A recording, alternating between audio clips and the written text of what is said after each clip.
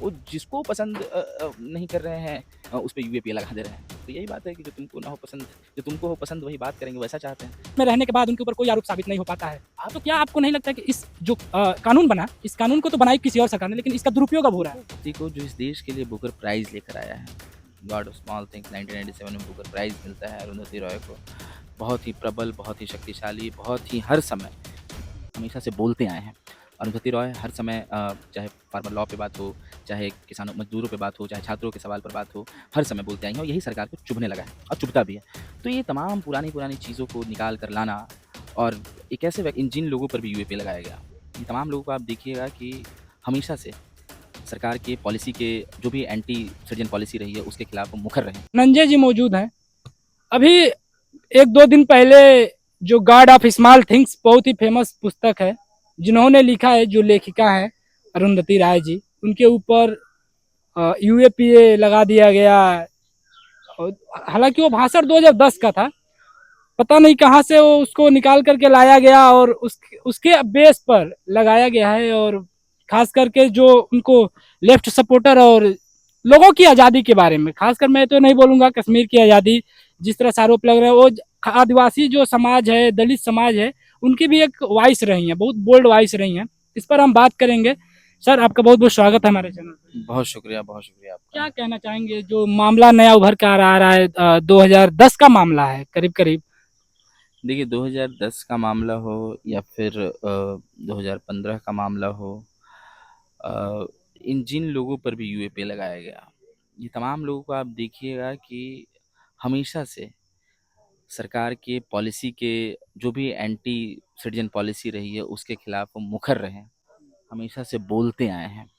अरुंधति रॉय हर समय चाहे farmer law पे बात हो, चाहे किसानों मजदूरों पे बात हो, चाहे छात्रों के सवाल पर बात हो, हर समय बोलते आई हैं और यही सरकार को चुभने लगा है और चुभता भी है।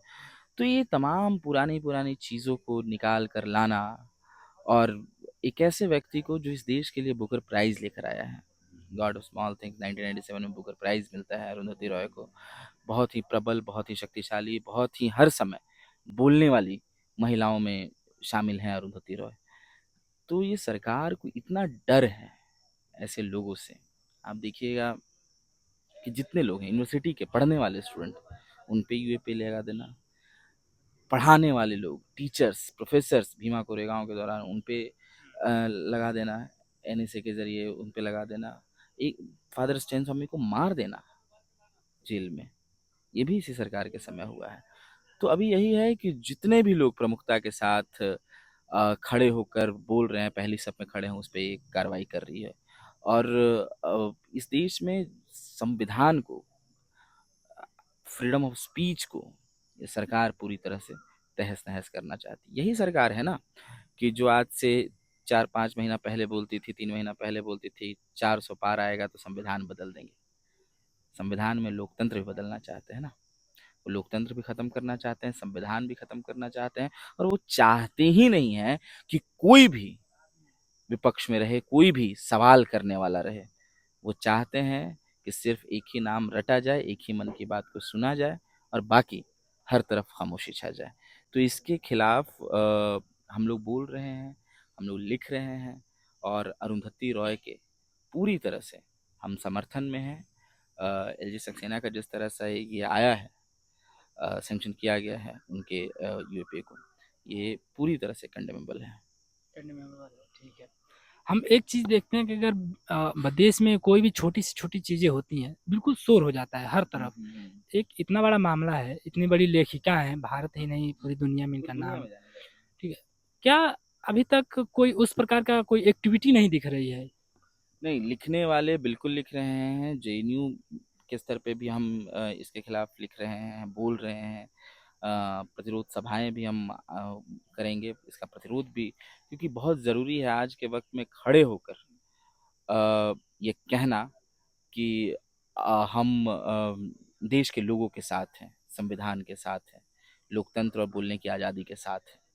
तो मैं आप लोगों की बात नहीं कर रहा था, मैं नहीं, बात कर रहा था इन जनरल बस सही बात है, सही बात पब्लिक है। की। जो मेरा कहने का मतलब था, क्या डर है लोगों के नहीं, बीच में ऐसा? डर की बात नहीं है। आपने इस चीज़ को इतना नॉर्मलाइज कर दिया है यूएपीए को, सेडिशन को, एनएसए को इतना नॉर्मलाइज कर दिया है। लोगों को लगता है कि कोई 144 का धारा है, कि कहीं पे भी इम्पोज कर देना है कि चार लोग नहीं जा सकें। इस तरह की इसको बना दिया गया है। और जो भी, और इस खासकर उस तबके के लिए बनाया गया है कि जो सरकार के पॉलिसी, जो एंटी सिटीजन पॉलिसी उसके खिलाफ बोलता है। उसमें सबसे पहले इनके लिस्ट में आ जाते हैं मुसलमान, फिर उसके बाद आ जाता है दलित, उसके बाद आते हैं महिलाएं, बोलने समझने वाले लोग, पढ़ने लिखने वाले लोग, तार्किक लोग। अब देखिएगा सब पे यूएपीए बहुत ही ऐसा कानून हो गया है कि वो जिसको पसंद नहीं कर रहे हैं उस पे यूएपीए लगा दे रहे हैं। तो यही बात है कि जो तुमको ना हो पसंद, जो तुमको हो पसंद वही बात करेंगे, वो ऐसा चाहते हैं। लेकिन ऐसा होगा नहीं, क्योंकि देश में आज भी बाबा साहब का संविधान हम पर तारी है, हम पर लागू है, और हम पूरी आज़ादी के साथ अपनी बात कह सकते हैं, बोल सकते हैं। और हमें, हमारी जिम्मेदारी है कि हम इस लोकतंत्र को बचाएं।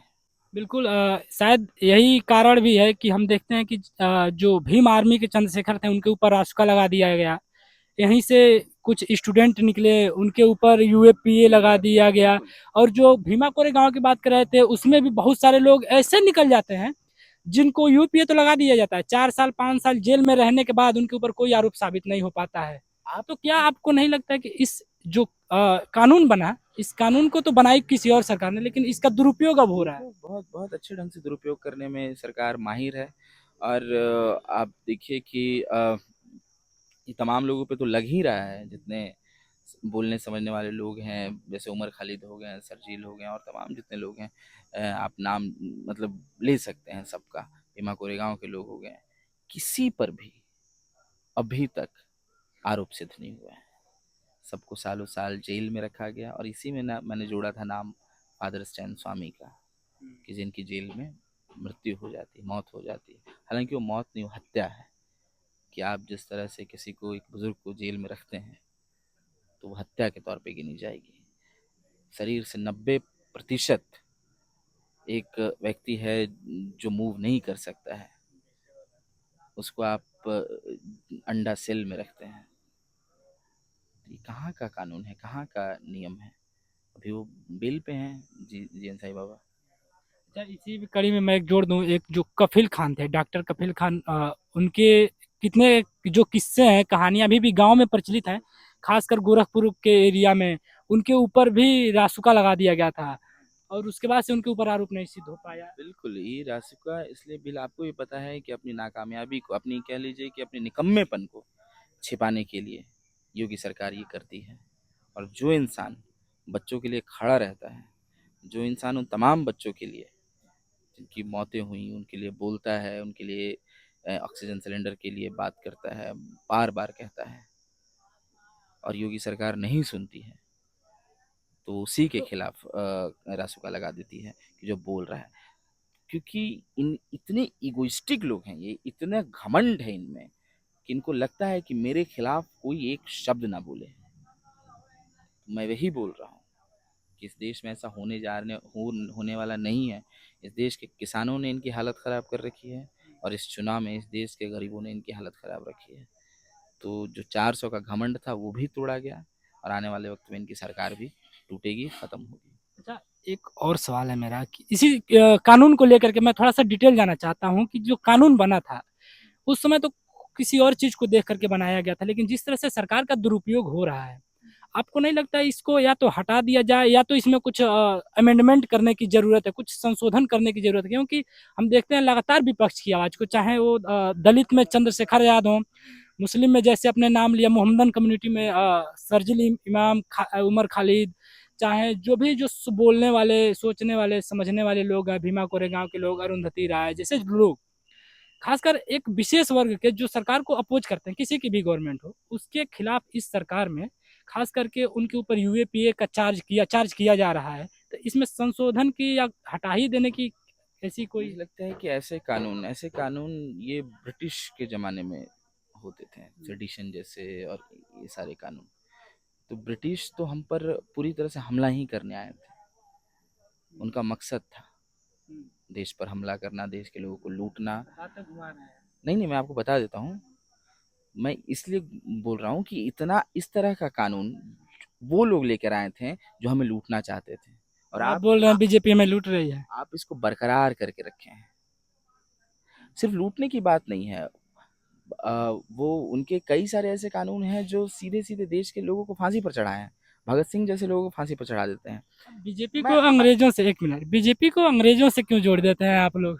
क्यों नहीं जुड़ेंगे भाई? बीजेपी अगर चटुकारिता कर रही है, आरएसएस चटुकारिता कर रही है अंग्रेजों की, अगर माफी पे माफी लिखे जा रहे हैं कि महाराज अब से हम कुछ नहीं करेंगे, तो और रही है, साथ में रही है, आपको बहुत सारी चीजें हैं इस तरह की कि जो आरएसएस की दिखाई देगी कि क्विट इंडिया मूवमेंट हो गया जहाँ पे आरएसएस ने बोला कि हम नहीं साथ आएंगे लड़ाई में, हम ब्रिटिश का साथ देंगे। वहाँ भी गोलवलकर ने कहा कि हमारी लड़ाई ब्रिटिश से नहीं है, हमारी लड़ाई इस देश के अंदर के दुश्मनों से है, कम्युनिस्टों से है, मुसलमानों से है, इनसे है। तो ये कब नहीं साथ रहे हैं आरएसएस ब्रिटिश के? और उसी कानून को उसी तरीके से आज देश की जनता पे ये आजमा रहे हैं, देश की जनता को शिकार बना रहे हैं। और जो भी आप देख लीजिए, सारे नाम उठा लीजिए, वो कोई ऐसा नाम नहीं है कि जो बीजेपी का है, कोई ऐसा नाम नहीं है कि जो सरकार की चटुकारिता करने वाला है। सब सब के सब अ, इनके पॉलिसी पे, इनकी जितने भी एंटी सिटीजन पॉलिसी है, anti farmer policy, anti student policy है, इस पे सवाल खड़े करने वाले लोग हैं, लोकतंत्र को मजबूत करने वाले लोग हैं, संविधान को बचाने वाले लोग हैं। तो उन पर लगाया गया है। अब बता दीजिए एक नाम बीजेपी का कोई है इस पे लगाया गया है यूएपी? नहीं है। मैं देश की जनता से कहना चाहता हूं कि देखिए, अगर आप अब नहीं बोलेंगे तो कभी भी नहीं बोलेंगे। देश के जो बड़े बड़े इंस्टीट्यूट हैं, जो संवैधानिक शैक्षणिक संस्थान है, खास करके मैं दिल्ली यूनिवर्सिटी की बात कर लूं, आपने विजेंदर जी का नाम सुना होगा, बहुत सारे अपने इंटरव्यू में देखा होगा। उन्होंने एक इंटरव्यू लेते थे, वो